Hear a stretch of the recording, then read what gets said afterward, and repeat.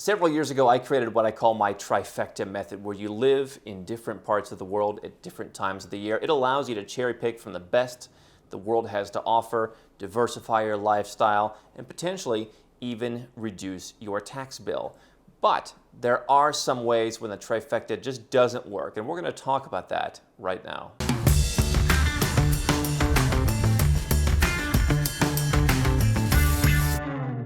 Hi, I'm Andrew Henderson. I'm the author of this book. You can find it on Amazon. I'm also the founder of Nomad Capitalist, where we help 7- and 8-figure entrepreneurs and investors legally go where you're treated best. You can learn more at nomadcapitalist.com.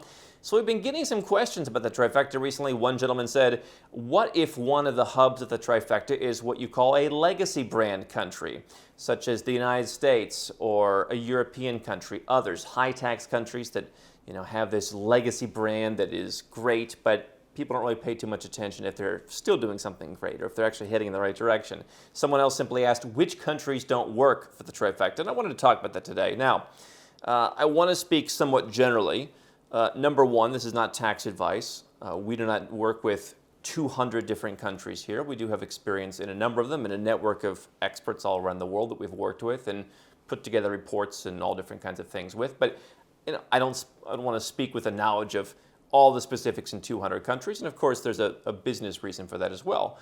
But what I want to say is that my perspective originally with the Trifecta was I like emerging countries. Now, as I get older, as I run a quickly growing business, we have to expand, I certainly see that there are limitations in some emerging world countries, but I happen to prefer living in emerging world countries, even if I'm going to put an office in somewhere that's a bit more developed, even if I'm going to hire people or do something like that. I like the freedom. I like just the openness in many cases of emerging world countries. People are sometimes more friendly. I just feel like I can get along. And you get a great value for your money, whether you want to cheap it out or be very frugal, or whether you're looking to buy a beautiful penthouse overlooking the city's landmark. You're going to get a lot more in an emerging market country. And so, for me, the Trifecta, if you go back well over a dozen years, 15 years perhaps at this point, when I was first looking at leaving the United States, because I just didn't want to live there. The idea was, okay, I like Asia a lot, but maybe I want to get a little bit of other places. And I have formulated over the years the idea of splitting up your time and how to do that. It was not a tax planning strategy. It has evolved into a strategy that certainly can work for that. But the idea was, all right, I like Asia, but hey, let me get a little bit of North America, or let me get a little bit of English-speaking London or Dublin, or let me get some Latin American excitement. Let me do my summer in Europe, that kind of thing. And so, if you look at countries with very simple tax codes, number one, you've got countries that are tax-free, like the UAE, countries that are territorial tax, like a Malaysia or a Thailand. These are places that a lot of people who are using the Trifecta method might like to spend time. And so even if you spent theoretically your whole year there, you wouldn't have much or any tax bills. So there's not a lot of tax planning there. Where the tax planning comes in is you've got some countries where they've got residential tax systems, but it's much more clear-cut. You're either spending a certain amount of time there per year, maybe there's some other simple triggers, or you're not, right? It's yes or no. And so if you look at some of the emerging countries in parts of emerging Europe, parts of South America, Central America, they have those more straightforward tax systems. If you look at, for example, our company, why do we hire in the places that we hire? They offer more straightforward tax solutions, and for us to be able to come and bring part of our business there than it would be going to the EU. So, what if you want to make part of your Trifecta in the United States, right? So you're doing 4 months in 3 different places. That's the original Trifecta. Or there's a modified Trifecta. It could be 2 months in one, 5 months in another, 5 months in another. What about the United States? What about Europe? What about those high tax, Canada, Australia, those kinds of countries? Now again, we're speaking in generalities, but here's the thing. Those countries, generally speaking, have more advanced tax laws. And so what they've tried to do is figure out more ways to ensnare people into their tax system. And so I remember we had a gentleman a couple years ago who was living in Berlin part-time. He was kind of doing the Trifecta. He didn't realize it before he met me, but he said, yeah, I'm doing your Trifecta. And he loved spending summers in Berlin, in Germany. And he had a company that bought an apartment, which made me a little uncomfortable. And then he said, oh, I'm planning on buying this, and I'm planning on buying that. I'm going to get a car. and I'm going to really, settle down there. And I remember thinking, that doesn't sound so good. We don't do a lot of stuff in Germany, but I talked to someone that we worked with in Germany, and she's like, oh, forget it. Because what Europe has put together is what are called center of life tests, where, hey, is that your most substantial home? And they're going to start getting a lot more subjective than some other countries are going to be, where they're going to say, okay, 4 months, and where are you the rest of the time? And oh, you've got a car, that's interesting. This looks like you got a real life here. And so you're going to spend potentially more time proving. Now, not all the emerging world markets are perfect. There are some that are kind of a pain. More so for Mexican citizens. Mexico can be difficult. As an example, particularly for leaving it. But, these connections to a country can be a challenge. And so what you've got to look at is the tax code in each of the places where you're going to go and say, okay, let's say I'm going to buy a property here. What does that mean for me? Are they going to say, well, hey, you don't own a property somewhere else. Maybe it's your first property. Even though you're only here for 3 or 4 months, is that going to be an issue? It's going to be much more of an issue in legacy brand countries because, as you can see in all the news, right, legacy brand countries are the ones that want a global minimum tax.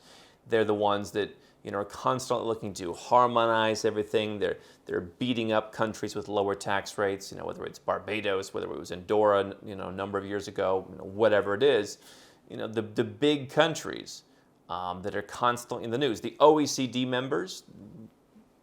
Maybe not quite everyone, but the OECD members are the ones that are going around and making it more difficult. And so I think what I would look at if I want to spend time in Europe, for example, can I swap out a country with a good tax regime for a country that perhaps has a not so good tax regime? This becomes challenging because people get married to their favorite place in Europe. So if it's Spain, once Spain sinks their claws into you, you got a big problem. I mean, they are inefficient at everything except when it comes to collecting your money. And I've seen it personally, not my own situation, but I've seen people dealing with the efficiency of the Spanish tax office, and they will find you. And so, and they got a lot of crazy taxes going on over there. So, people get married to Spain. I don't want to go anywhere else but Spain. Well, why don't we try and find somewhere else in Europe where you could go? Could you go to Portugal and maybe you make it a modified trifecta where, depending on how your business is structured, depending on what kind of income you have, maybe you sign up for the NHR tax exemption. Could you, go to somewhere else with a non-dom regime? Could you go to a very low tax country? Could you go to a country, So if I'm going to Europe, I would try and replace some places. When it comes to the United States, if you're a U.S. citizen, you need to figure out, or a U.S. taxpayer, you need to figure out, what are the rules regarding my foreign earned income exclusion, for example. It's going to be hard to do a trifecta as an American 4-4-4 and make the U.S. one of those 4. You really want to spend more substantial time in the other places than you do in the U.S. And I think that if everything's kind of equal, if you look at the more subjective test, that'd be an issue. If I'm a U.S. citizen, what I did personally when I was a U.S. citizen was I don't want to spend any time in the U.S. And I think for years, I literally spent 0 days there. If you could make the U.S. kind of an adjunct to your trifecta and just spend a couple weeks there, that's probably a lot cleaner than you just do, 3-4-4 kind of thing. That would make me feel more comfortable. Or you need to do a modified trifecta and find a tax-friendly place to really spend a substantial amount of time and then kind of divvy up the rest between the U.S. and maybe a second place. So the U.S. is also more difficult. If you're not a U.S. taxpayer, if you're not a U.S. citizen, if you're just a visitor, you want to be looking at things like the substantial presence test and looking at your tax treaty status. And if you're nomadic and you're not a U.S. person and you've checked out of your high tax country, you may not be connected to a treaty country. You may not have as much protection. So you're going to want to look at, okay, how much time am I spending in the U.S.? I quite frankly think for a lot of legacy brain countries, and again, I'm giving you a very broad brush for dozens of countries and thousands of potential situations. I would think that 90 days is a good number to keep in mind. Don't take that as tax advice because there may be cases when it's even less. But if you start looking at days tests in some of these places, the U.S. test that I mentioned, also again, look at how are you interacting in that country. What is your footprint there? So if you're just visiting as a tourist and you're just staying in hotels and you're renting a car and you don't really have any activity there, well, that maybe give you more flexibility in some countries. So Some of these rules are being harmonized. I think the beautiful thing of some of the emerging markets is they have not gotten onto all these new subjective ways to drag you into the tax net.